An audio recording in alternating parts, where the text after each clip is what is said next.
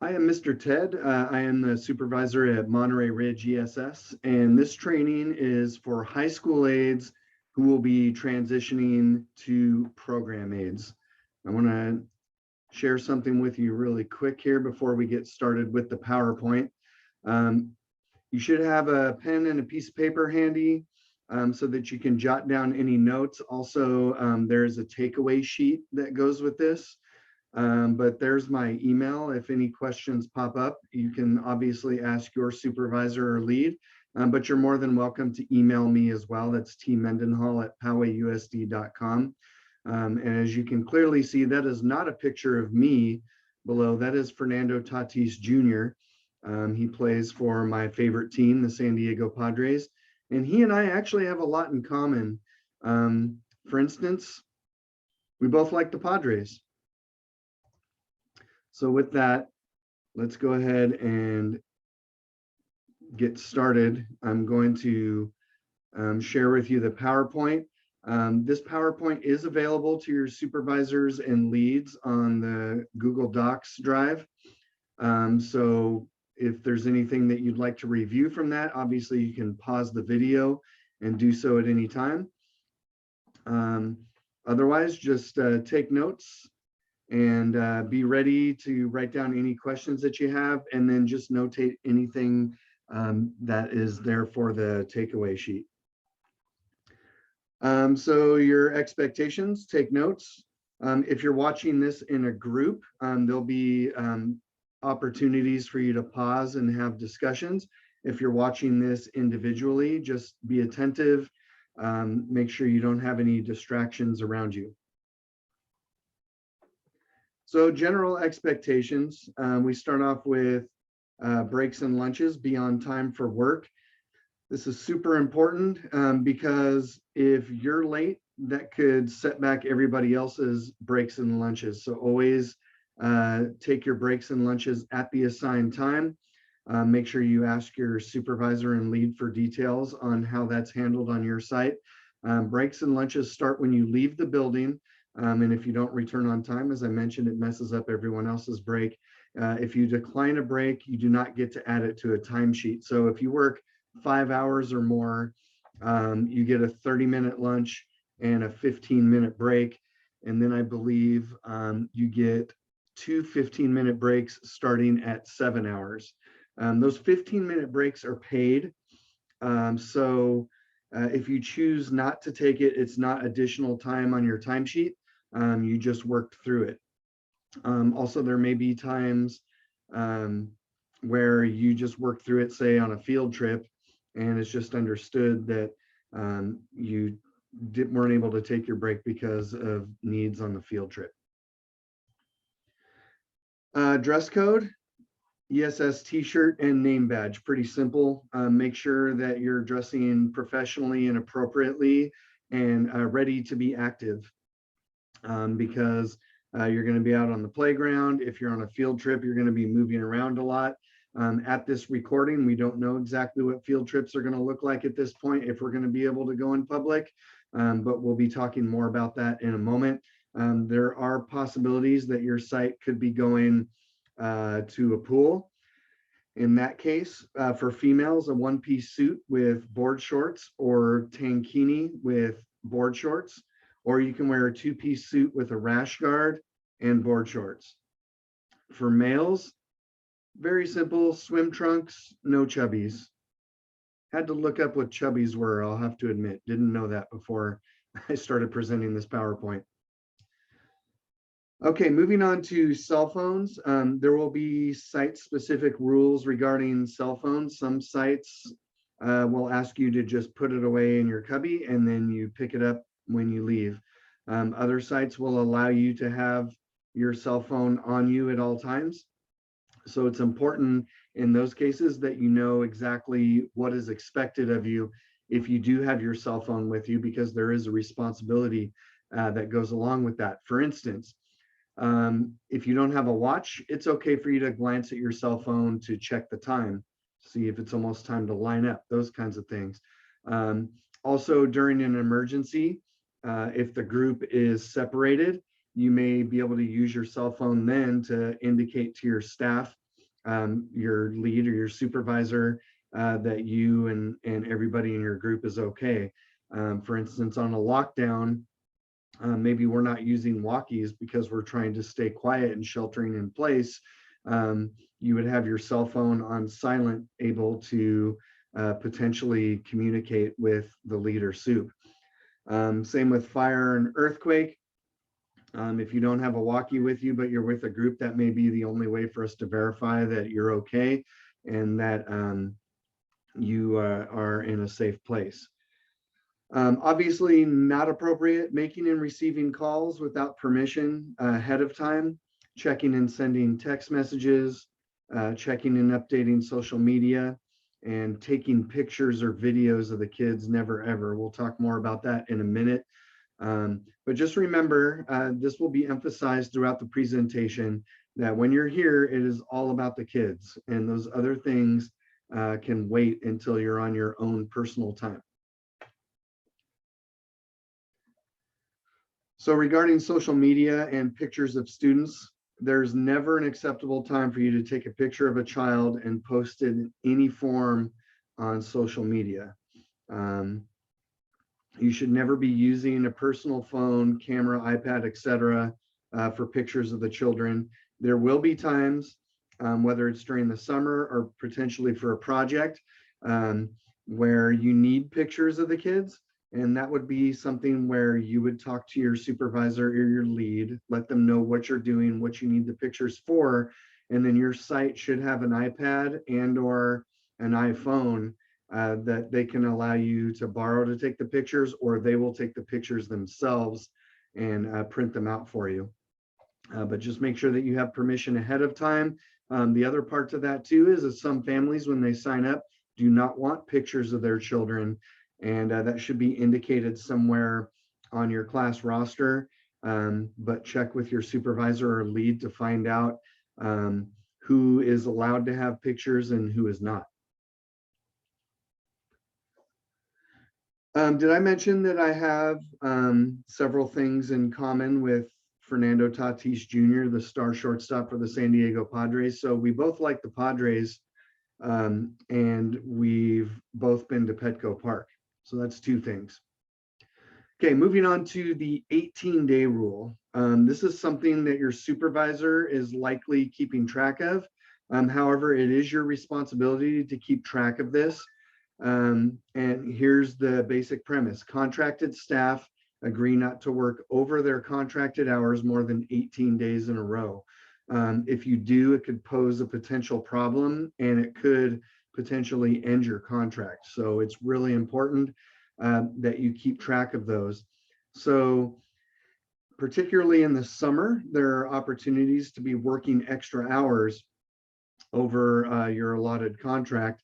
So let's say you're a 3-hour contract. If you work 3.25 or more, then that's something that needs to be kept track of. If you do that for 3 straight weeks, and they're all 5-day weeks, that's 15 days right there. So that would mean on the following week, by Tuesday, you would need to make sure that you're working just your contracted hours to reset those 18 days.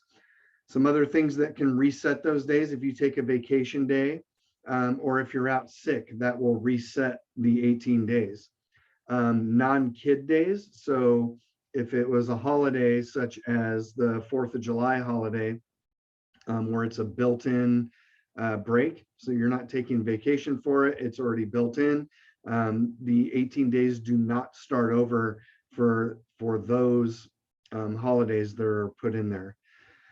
For limited term staff, and that's what a lot of you will be going into the summer, contracts are temporary and can be no more for 6 months. So you're basically working as a sub. All of your hours go on a timesheet just like they would have when you're in a high school aide. If you're limited term, the 18-day rule does not apply. You can work up to 8 hours a day, every day, depending on what site needs are. So again, make sure you timesheet all your hours, and hours, of course, may vary based on site needs. Vacation, that is site specific as far as the notice that is asked. Most I would say it would be reasonable for 2 weeks notice. That would be preferred. I know for me, that's what I prefer, especially in the summer where the making the schedule is a lot more involved because there's a lot more staff. Staff are, however, encouraged to take vacations. We don't want you to get burnt out. So take vacation and come back refreshed. Sunscreen, again, especially in the summertime, but really throughout the year, it needs to be applied at appropriate times. Every 2 to 3 hours is the recommended. I know that I ask my families to have their sunscreen applied to their kids when they drop them off. And then we will have the kids, if they bring sunscreen, we will have them apply it again right after lunchtime. Students can apply sunscreen to themselves with assistance as necessary. Obviously, with the littles, they may need help. So we just try to limit how much we help them, but we can help them. Be extra thorough if you're at a swimming pool or out at the beach, somewhere where you're going to be outdoors a lot, making sure that they're sunscreening those 2 to 3 hours to protect themselves as best possible. Make sure that you're protecting yourself as well. Don't forget about yourself. And don't forget to protect yourselves in terms of assisting and not applying. So you can teach the kids how to put it on their hands, show it to them, model it for them, and try to get them to learn how to do it on their own. Okay, so moving on to medication and allergies. You should know the students in your group and their medical conditions and allergies. Some sites will even indicate them on your roll list. It should also be posted somewhere in the kitchen or the office. See your supervisor or lead to see where those things are indicated. Remember that all medical conditions and allergies are confidential. So anything that is known or discussed stays at the site.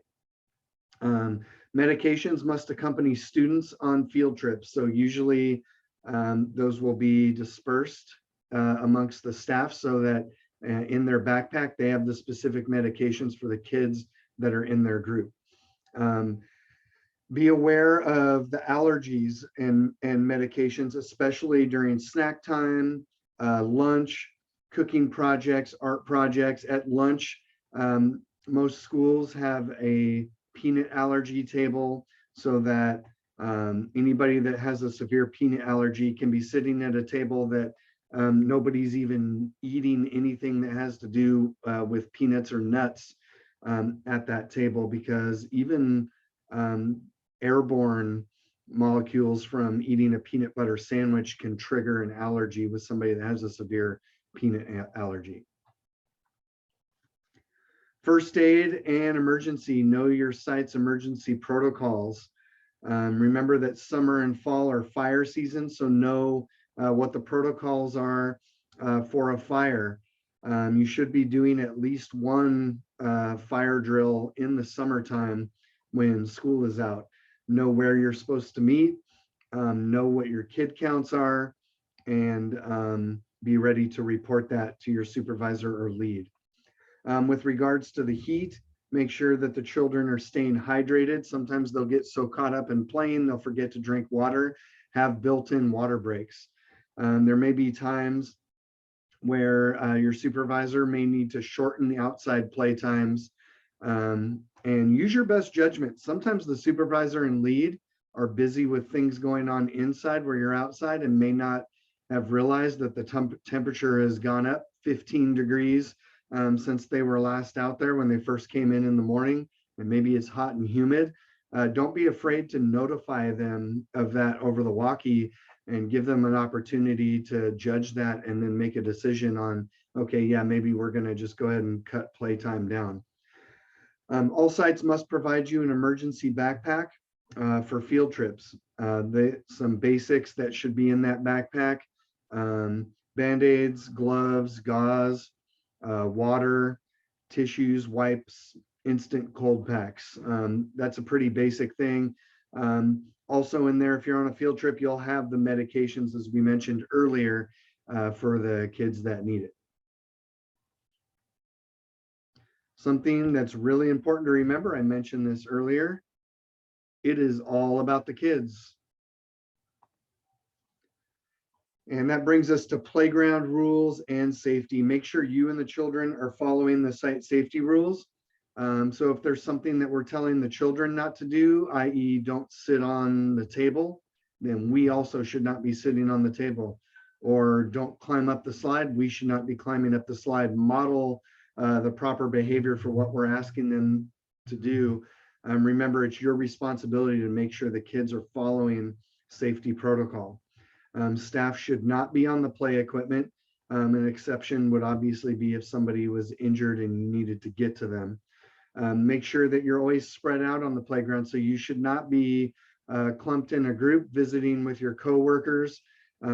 If you need to check in with them for something, it should be something that takes a minute or less, not something that is turning into, hey, what are you doing this weekend? That type of thing.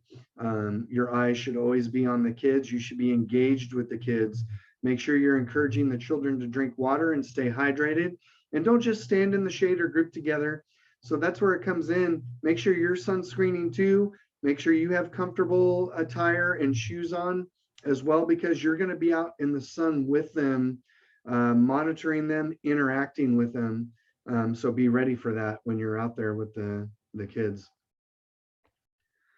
If there are any incidents, make sure you report them immediately to your supervisor or lead.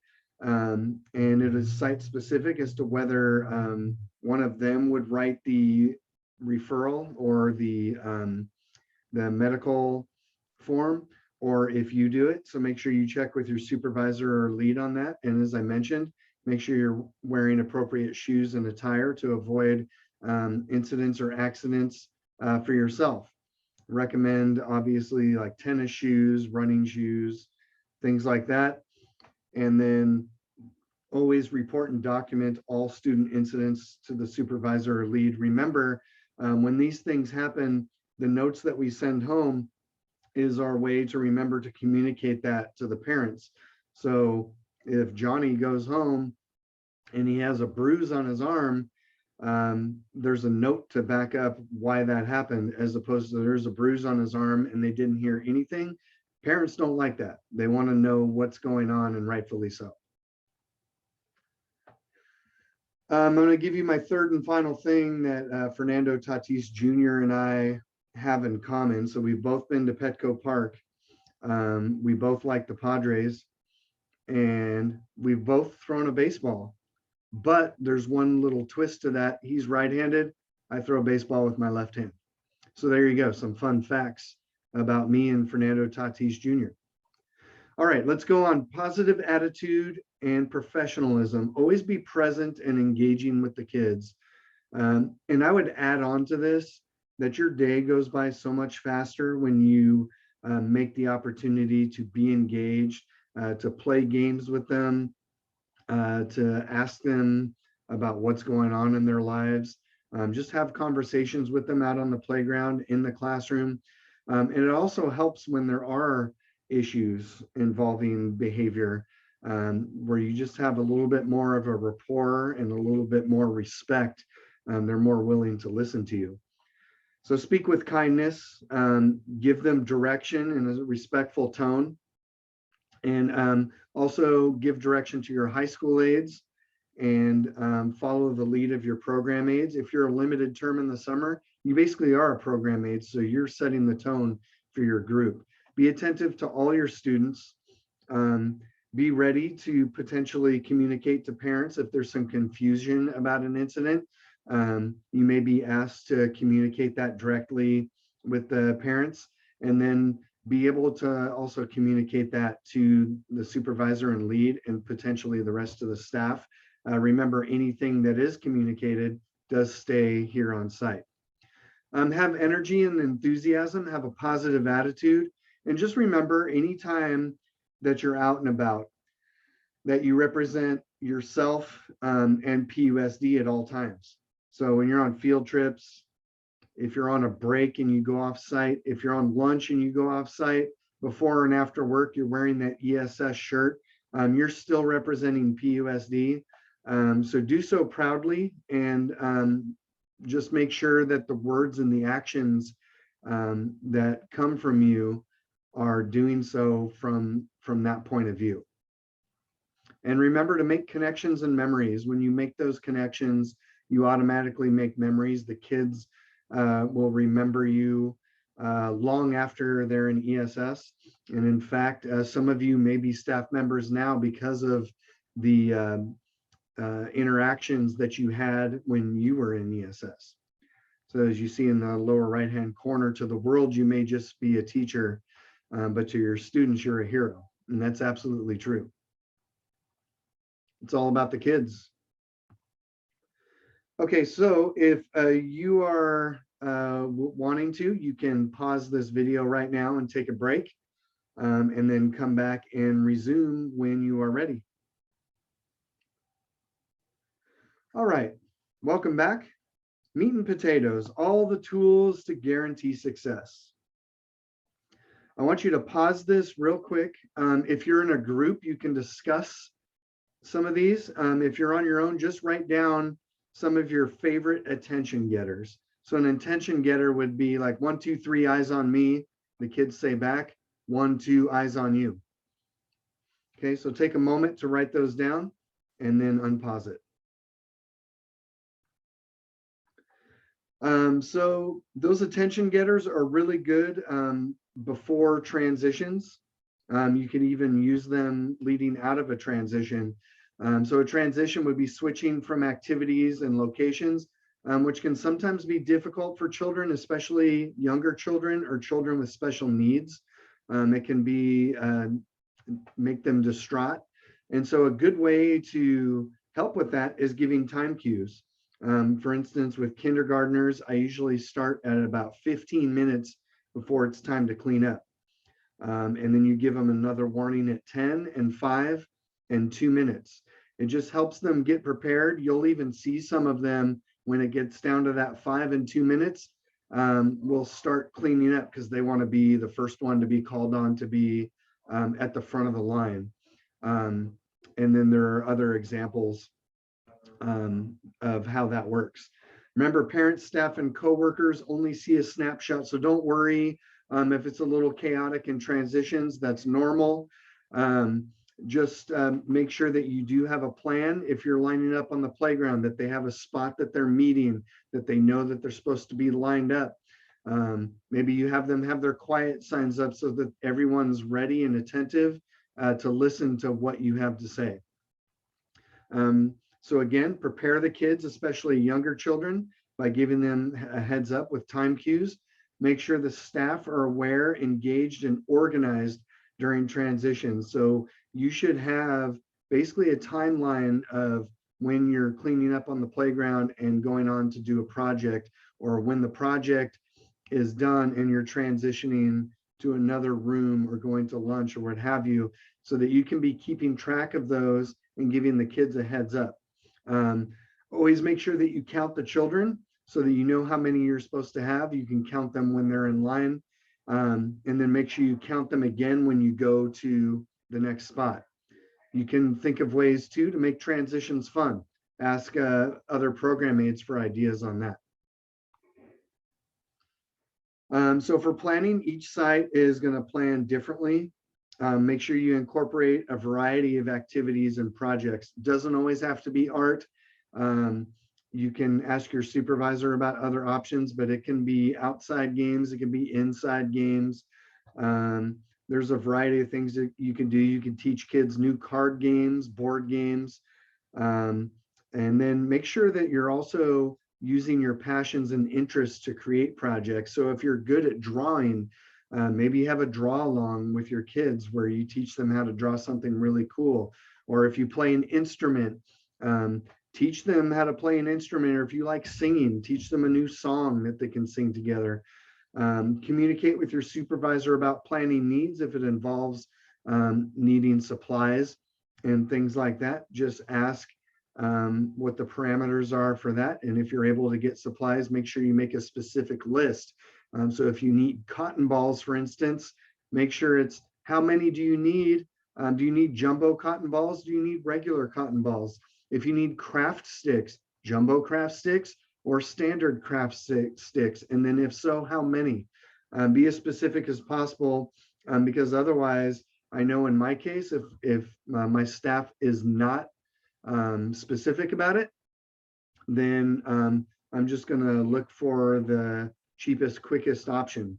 So just make sure that you are doing yourself and your group a favor by doing the research yourself so that your supervisor does not have to. Remember, when you do your planning, it's all about the kids. Organize group games, plan and play fun outdoor and indoor activities with the kids. I would say even come up with some what I call back pocket games where maybe it was too hot, so you weren't able to play something outside. Be ready with some games inside. Make sure that the games are organized, not just a free for all, and make sure you're a part of it in some way or another, whether you're competing or you're leading the activity, so that you can model the way that you want everybody to act, being good sports, for instance, using positive reinforcement and encouraging your teammates. Play a game that the kids enjoy, but change it up. And then I would say also stop the game while the kids are having fun. It will make them wanting more, and it'll make them ask you for it in the future. And it could be something that you even use as an incentive for trying new things. For instance, hey guys, we're going to try this new thing. If everybody does a good job and at least giving their best and trying it, then we'll do your favorite thing on Friday. Just think of ways to do that. Be flexible with weather, classrooms, and numbers. And then if you have a Spark binder, you can ask your supervisor about that. And obviously, the internet is a really good place to go for ideas. So this happens, and so this is where the back pocket games really come in. You planned a project that was supposed to be 45 minutes. It only took them 20, and now you've got 25 minutes to fill. Do not just go into free play. The kids deserve better than that. So always have a backup. Try to avoid worksheets. I would say worksheets would be more for homework time, where you need the whole room to remain quiet because part of the group may be done with their homework, but the other part is still doing it. That's where you can do worksheets that are educational, so that everybody is still being respectful of the ones that still have homework. And then coloring pages, I would say limit those as well. So if you're in a group right now, I would like you to pause this and with your group, talk about 3 things that you do to fill time. Transition, when activity isn't going as planned, and some time fillers.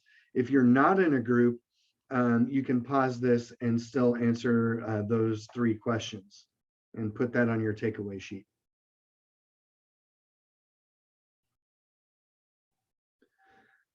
Okay, so some tips and tricks for project activity time. Be prepared ahead of time. Make your project grade level appropriate. This is really important because if it's too easy, that's where you'll start to have behavior issues where the kids get bored and they're going to potentially get themselves into trouble. If it's too hard, that's where you get less buy-in from the kids, where they get easily frustrated and you don't have as many people doing the project, and then you have to find other ways to keep them engaged. Know your counts. So this is something where you should be planning this when you first get in. If there's not time when you first get in, you should know what your project is for the next day, and you should be planning this before you go home so that you have everything together. Don't ever start a project without having all of the supplies and the instructions ready to go.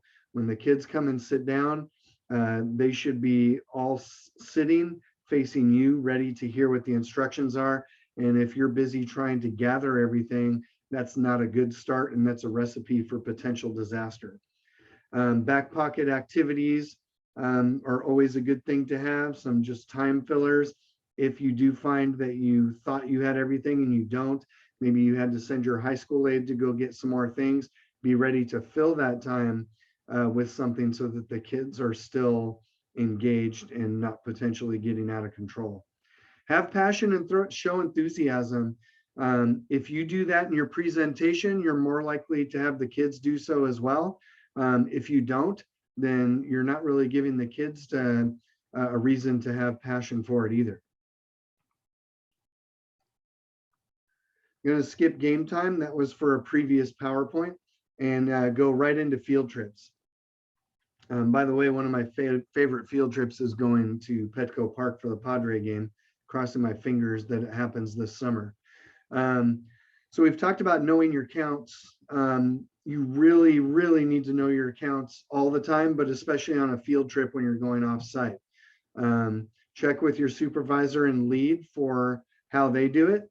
But typically there will be somebody, if you're getting on a bus, that will be at the door of the bus, counting the kids as they go in. My procedure is I actually have a clipboard with all of the kids listed on it, and we load the kids from 5th grade on down to TK, starting with the older kids. And so we gather in the NPR, make sure that we know what our count is. And then as they get on the bus, we call them by name and check it off to make sure that we haven't left anybody. And then when they get off the bus, each staff has a clipboard with their group. You should know what your counts are. When the kids get on the bus, a staff member for that group should get on the bus first to ensure that they are seating the kids the way they want them. If there are two friends that you don't think are going to be able to handle sitting together on the bus, make sure they are separated. If there's a child that is constantly having to be spoken to or needs extra attention, make sure a staff member is sitting with them. No staff member, or I should say no child, will sit at the emergency exit. That is only for a staff member to sit with. Make sure that there is staff in the very back of the bus. Usually the supervisor or lead will be sitting at the front, and then the rest of the staff should be staggered throughout the bus to help with any potential issues. Kids are instructed by the bus driver to sit bottom to the bottom, back to the back, always facing to the front. They should not be turning around in their seat to talk to their friends. Safety first at all times. And you are responsible for the kids on the bus. And we will always go over those rules before getting on the bus as well. Whoops, sorry, I went the wrong way. So as I said, wait for an assigned staff member to be ready to count the kids as they board the bus. Staff member always gets on the bus first. No children at the emergency exit. Staff member in the back row to see everything, and then all the staff spread around amongst the kids. Staff members should seat the students to avoid conflicts. No sleeping on the bus. Just like you don't sleep on the job, you don't sleep on the bus. The kids, they can sleep on the bus, and it's awesome. It's so nice and quiet when you're coming back from a field trip. And yes, there are those field trips where the staff are tempted to, or you're just kind of feeling pretty tired yourself. But do not sleep on the bus. At all times, your focus is on the kids. Bus driver will give safety rules at the beginning, make sure that everyone is attentive to those and that we are following those. Water and beach safety. Make sure you go over the rules with the children before the field trip. Usually this is one, if we're going to the pool, we will go over those before getting on the bus. We will go over them again with a lifeguard before turning them loose to go swimming. And it is gone over every single week. If you go to the pool every week, those rules are reviewed every single week. The students will have to be reminded to never run at the pool and to also know their limits. If you can't swim, you should not be going anywhere where you cannot touch the bottom. Students also should not be hanging on the staff in the water. They will want to, and you will just need to politely remind them that it's not safe for you for them to be hanging on you like that, but that they can swim with you. Know that you may be asked to swim to help with supervision. Just ask your supervisor or lead about that. And if we are lucky enough to be going back out in public again, be aware of your surroundings in those cases. And if you have to adjust where the kids are going, do so, and then inform your supervisor or lead of what you've noticed. Remember to be even more diligent about sunscreening the children on these days, because they are getting in the water, so the sunscreen won't last as long. For the bathrooms, obviously the children should never be sent to the restroom alone. In fact, on a field trip, if you're out in a public place, if one person in your group has to go to the bathroom, you're all going to the bathroom. I would say that it's actually a good rule to try to build in just times to use the restroom. So because, for instance, if you're with kindergarten and you wait till a kid says they have to use the restroom, that'll be your field trip. You'll be using the restroom all day and not get to go see the sights.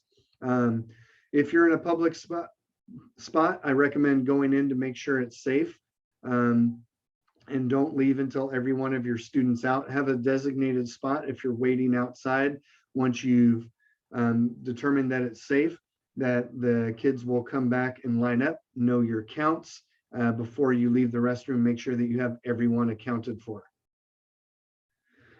Behavior management reminders. Start summer by going over classroom expectations.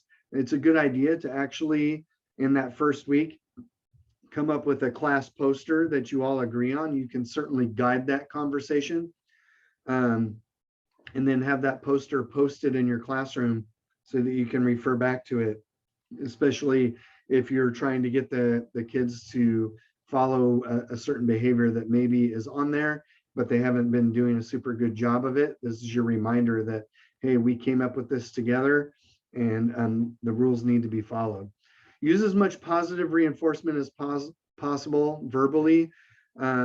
Establish a classroom or site reward system, and send positive notes home as well, especially for those parents that get notes home for poor behavior. They really appreciate it when if their child's having a really good day, that you also show that you're recognizing that they are having positive behavior.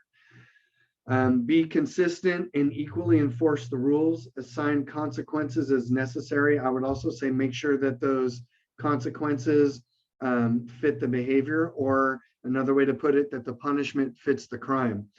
So if it's something that happened on the playground, take away playground time. If it's something that happened during an activity, say maybe they weren't helping with cleaning up, then maybe next time during activity time, their punishment would be to go in and do some chores for the supervisor or lead. You can talk to your super lead about, or other program aides for that matter, about ideas that they've used in the past. Make sure that any behavior is being communicated to the supervisor and the lead so that we can also communicate it to the parents. We talked about this earlier, that you represent UCSD. Sorry, I'm a broadcaster for UC San Diego, for those of you that didn't know. You don't have to put this on your takeaway sheet, but that just slipped out. You're responsible for the behavior of your students in public, as you do represent PUSD. And your t-shirt says where you work. So remember that too, because we're representing the district when we go out and about. This includes before work, on field trips, on breaks, on lunches, and after work. All eyes are on you, especially with the kiddos. Always be mindful of what you are saying and how you are saying it. Remind the children to use good manners. So if they ask for something, remind them to say please. And if you do something for them, and remember for them to say thank you. And then we should model that as well. Remembering that you're a role model. So that's the end of the presentation. Remember to send me your questions or bring them back to your supervisor or lead. And then if you're in a group or on your takeaway sheet, name one thing that you're looking forward to in being a program aide. thank you very much for your time. Again, I'm Mr. Ted. I'm at Monterey Ridge ESS, and I hope you got something out of this. Have a great day.